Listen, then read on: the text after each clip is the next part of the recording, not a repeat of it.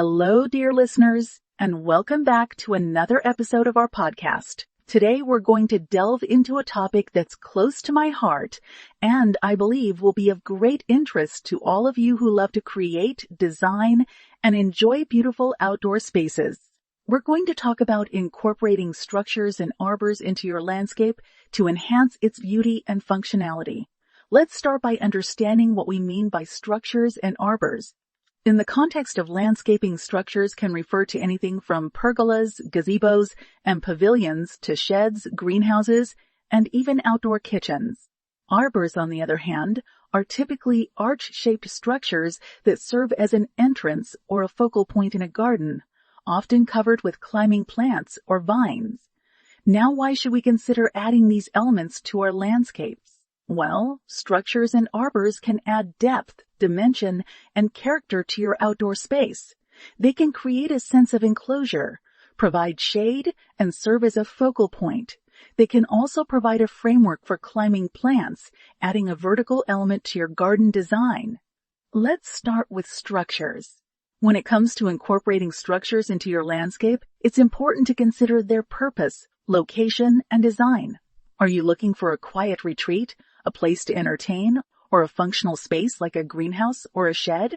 The purpose will guide your choice of structure. Location is another crucial factor. You want your structure to be easily accessible, but also integrated into the landscape.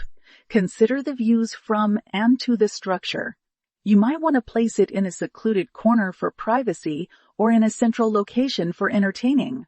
The design of the structure should complement your home and landscape. Consider the materials, colors, and architectural style. A rustic wooden gazebo might look out of place in a modern, minimalist garden, just as a sleek metal pergola might clash with a traditional cottage-style garden. Now let's move on to arbors. Arbors can serve as a beautiful and functional element in your landscape. They can create a sense of arrival when placed at the entrance of a garden, or a sense of discovery when used to frame a view or a focal point. When incorporating an arbor into your landscape, consider its size, shape, and material.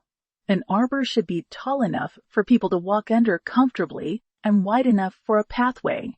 The shape can be round, square, or even triangular depending on your preference and the style of your garden.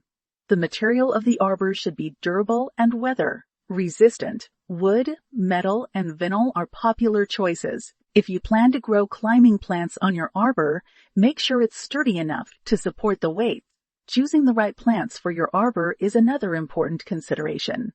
You might want to choose a fast-growing vine for quick coverage or a slow-growing one for a more controlled look. Consider the color, fragrance, and blooming season of the plant. Incorporating structures and arbors into your landscape is not just about aesthetics. It's also about creating a space that reflects your lifestyle and personality. It's about creating a space where you can relax, entertain, and enjoy the beauty of nature. So, dear listeners, I encourage you to explore the possibilities of structures and arbors in your landscape.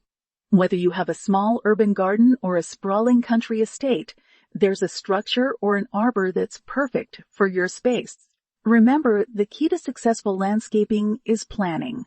Take the time to consider your needs, preferences, and the characteristics of your space. And don't be afraid to experiment and make changes along the way.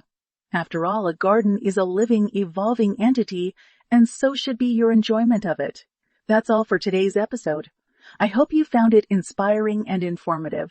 As always, I'd love to hear your thoughts, questions, and experiences. So don't hesitate to get in touch. Until next time, happy gardening!